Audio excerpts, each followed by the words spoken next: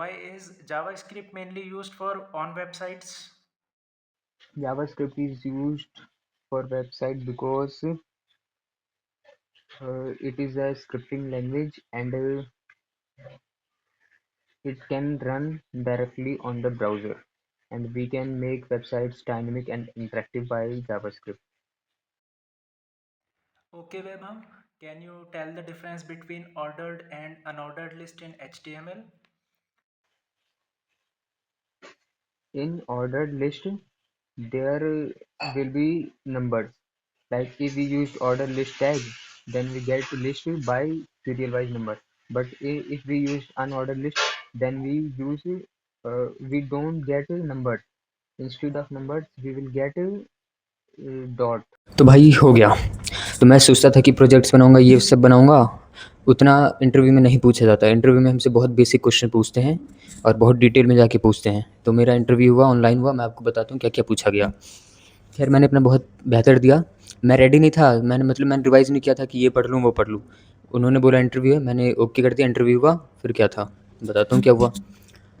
तो वैसे तो बहुत स्किल्स मांगते हैं, नेक्स्ट जेएस वही, लेकिन मेरा एचटीएमएल से जावास्क्रिप्ट प्रिपरेशन था, तो मैंने उसी के हिसाब से दे दिया। मुझे लगा प्रोजेक्ट का पूछेंगे, मैं बताऊंगा, कुछ नहीं हुआ। उन्होंने देखो क्या क्या पूछा। तो उन्होंने स्टार्ट किया एचटीएमएल से। तो उन्होंने मुझसे पूछा कि OL order list and unorder list क्या है एंड क्या डिफरेंस है। तो ये तो मैंने चलो बता दिया, जबकि मुझे पढ़े हुए बहुत दिन हो गए थे, मैंने रिवाइज़ नहीं किया था। ऐसा लगता है ना कि बता देंगे, तो नहीं बता पाते भाई, रिवाइज़ कर लेना। तो मैंने तो इस टाइम बता दिया। और मैंने ये बताया, पहले बता दूँ, इंटरव्यू इंग्लिश में हुआ था। तो ओएल टैग जो है, मैंने बताया था कि ओएल टैग जब हम यूज़ करते हैं तो सीरियल वाइज नंबर आता है एक ऑर्डर में 1 2 3 4। और जब अनऑर्डर लिस्ट यूज़ करते हैं तो सीरियल वाइज नंबर नहीं आते, उसमें वो आते हैं की मार्क्स, नहीं होते जो डॉट डॉट डॉट करके आते हैं, नाम याद नहीं आ रहा मुझे। तो ये बताया था, तो उन्होंने कहा था हाँ ठीक है। फिर उन्होंने पूछा कि why we use body tag in H. तो इसमें तो मैंने बोला कि सिंपल सोचा मैंने, मुझे पता नहीं था कि मतलब वो होता है ना कि बेसिक चीज़ हम छोड़ देते हैं जब बड़ी चीज़ें करने लगते हैं। तो मैं प्रोजेक्ट्स पे ध्यान दे रहा था, बेसिक चीज़ छोड़ दिया था। लेकिन मैंने फिर भी बोला कि बॉडी टैग ही मेन टैग होता है जहाँ पे हम वेबसाइट्स के कोड वोड लिखते हैं। ठीक है, आप वेबसाइट का कुछ भी लिखोगे ना, वो बॉडी टैग में लिखोगे, ना कि हेड टैग में लिखोगे। तो ये मैंने बोला। फिर उन्होंने पूछा सबसे बेहतर, मैं आपको बताता हूँ, वाई जावास्क्रिप्ट मेनली यूज्ड।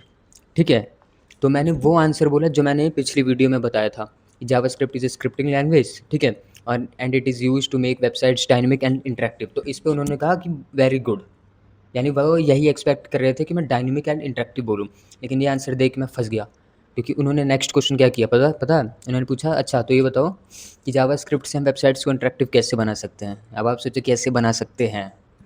ठीक है, तो यही देख के मैं घबरा गया।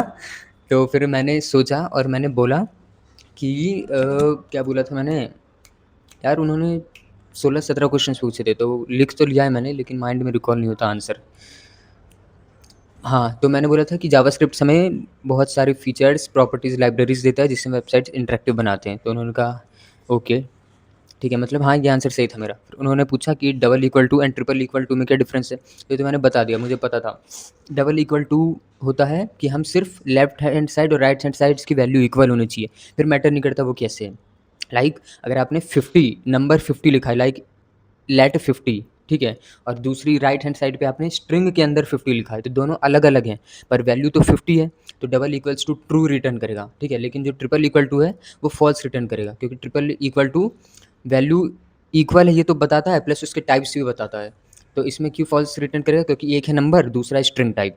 तो ये मैंने बोला, तो उन्होंने वो खुश हो गए। लेकिन मैं सेलेक्ट नहीं हो सकता, मुझे ऐसा लगता है। बाकी रिजल्ट का मैं वेट कर रहा हूँ और आपको बताऊंगा अभी क्यों सेलेक्ट नहीं हो सकता मैं। ठीक है, तो how we can insert an image tag in HTML, ये आपको पता है, सबको पता है, मुझे भी पता है, लेकिन मैं उस टाइम पे घबरा गया था। फिर भी मैंने बताया, मैं बता ही देता हूँ, पर घबरा ज़्यादा जाता हूँ, आप भी घबरा जाओगे।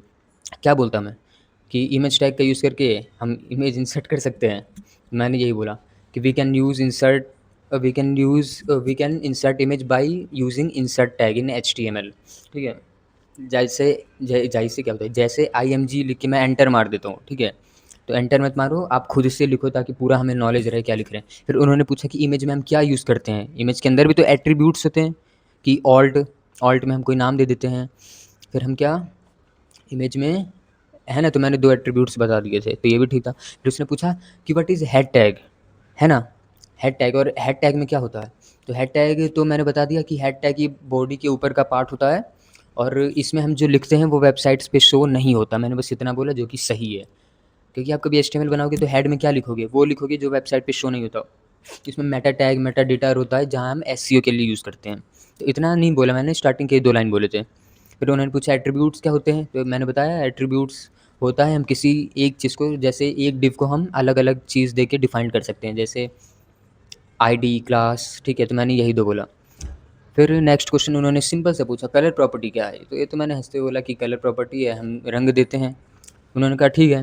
फिर उन्होंने कहा कि कलर प्रॉपर्टी से हम क्या रंग सकते हैं, तो मैंने कहा कुछ भी। उन्होंने कहा कुछ भी। मैंने कहा हाँ। वो कहा ठीक है। पता नहीं कैसे क्वेश्चन था। फिर कहाँ गया, हाँ, उन्होंने पूछा आईडी और क्लास। मैंने कुछ दिन पहले एक वीडियो बनाई थी कि इंटरव्यू क्वेश्चंस आपसे क्या क्या पूछते हैं, तो उसमें से 3-4 इंटरव्यू क्वेश्चंस इसमें पूछे हैं, मैं आपको बताता हूँ। 16-17 में से 3-4 क्वेश्चंस मेरे थे, ठीक है। तो बताता हूँ कौन कौन से। आईडी वर्सेस क्लास के तो मैंने आपको बताया था, तो यही पूछा। और मैंने ये भी बोला आईडी हैश से डिनोट करते हैं, क्लास डॉट से और आईडी हैशटैग से। और आईडी किसी भी चीज़ की यूनिक दी जाती है ताकि यूनिक आइडेंटिफिकेशन हो, लेकिन क्लास कॉमन प्रॉपर्टी यूज़ करने के लिए होता है। फिर उन्होंने पूछा how do you make responsive website, तो हम कैसे बना सकते हैं, तो मैंने बता दिया कि हम ग्रिड यूज़ करते हैं, फ्लेक्स बॉक्स मुझे पता है फ्लेक्स बॉक्स से यूज़ करते हैं, लेकिन उस टाइम मेरे माइंड में आया नहीं फ्लेक्स बॉक्स। मैंने ग्रिड बोला, मैंने मीडिया क्वेरीज बोली, ठीक है। फिर उन्होंने पूछा मीडिया क्वेरीज से हम कैसे करते हैं, तो मैंने बताया कि मीडिया और जिस डिव का करना है उसे अंदर मीडिया क्वेरी मैक्स विद मान लो 1200 पिक्सल, और उसके अंदर जिस डिव को करना है जैसे करना है उसको मेंशन कर दो, तो ऐसे। तो उन्होंने कहा ठीक है। फिर उन्होंने पूछा हेड टैग क्या होता है, तो पूछ ही लिया था। फिर पूछते हैं हेड टैग के अंदर क्या क्या होता है, तो ये भी हमें पता होना चाहिए।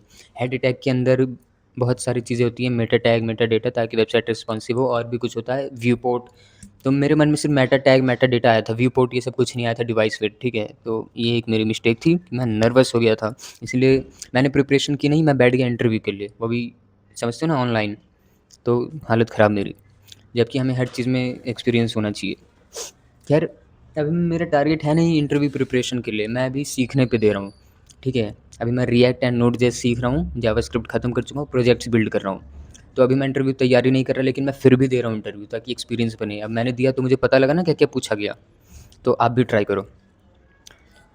और उन्होंने पूछा HTML कमेंट्स क्या होते हैं और कैसे यूज़ करते हैं, तो HTML कमेंट्स का सबसे बेस्ट आंसर क्या होते हैं, आप ये कहना कि it is use to make complex code मतलब रीडेबल बनाता है, ठीक है, ईजी टू अंडरस्टैंड। ये लाइन मैंने नहीं बोला और अब पछता रहा हूँ, माइंड से निकल गया था मेरे।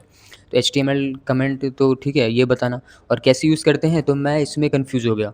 मैं कह रहा हूँ डबल स्लैश, ये कह रहा है नहीं दूसरी वेबसाइट के लिए यूज़ होता है। फिर मैंने कहा फॉरवर्ड स्लैश स्टार फिर एक बैकवर्ड स्लैश, फिर ये कह रहे हैं नहीं वो भी दूसरी वेबसाइट के लिए यूज़ होता है, जबकि मुझे पता है कि यही यूज़ होता है। अब या तो मैं गलत था या तो वो कन्फ्यूज़ हो गए थे, लेकिन मुझको पता है कि मैं सही था। फिर पता नहीं उन्होंने ये मना किया, जबकि पता नहीं क्या था। खैर कोई बात नहीं, उसे बाद में अफसोस होगा कि उसने गलत किया था, मैंने नहीं। फिर क्वेश्चन था how JavaScript made website interactive, अच्छा मैंने स्टार्टिंग में बता दिया, ठीक है। फिर उन्होंने पूछा CSS सेलेक्टर्स क्या होते हैं, तो आपको पता है CSS सेलेक्टर्स जब हम सेलेक्ट करते हैं ना आईडी को भाई, तो उस टाइम मैं उतना नहीं बता पाया। और मैं भी अब ये पढ़ के नहीं बता रहा हूँ कि मैंने आंसर देख लिया और वीडियो बनाने बैठ गया, मैं ऐसे ही बैठ गया हूँ, जैसे इंटरव्यू हुआ मैं वैसी वीडियो बनाने बैठ गया, ठीक है। और फिर मेटा डेटा क्या पूछा उन्होंने क्या होता है, तो मैंने सब में बस ये बोला रिस्पॉन्सिव वेबसाइट, उतना मुझे पता नहीं था। आप कुछ ना कुछ बोलो अगर नहीं आता तो, लेकिन अगर बिल्कुल नहीं आता तो क्या दो sorry I am not aware of this, ठीक है। लेकिन ये मत कहना बहाने दे रहे हो कि ये वो, गलत नहीं। मुझे थोड़ा पता था तो मैंने थोड़ा बोला, आपको थोड़ा पता हो तो बोलना, नहीं तो मत बोलना, ठीक है। फिर उन्होंने पूछा out of syllabus what is next JS, तो मैंने कह दिया कि सॉरी हाथ जोड़ता हूँ, मैंने नहीं पढ़ा ये, माफ़ कर दो भैया, ठीक।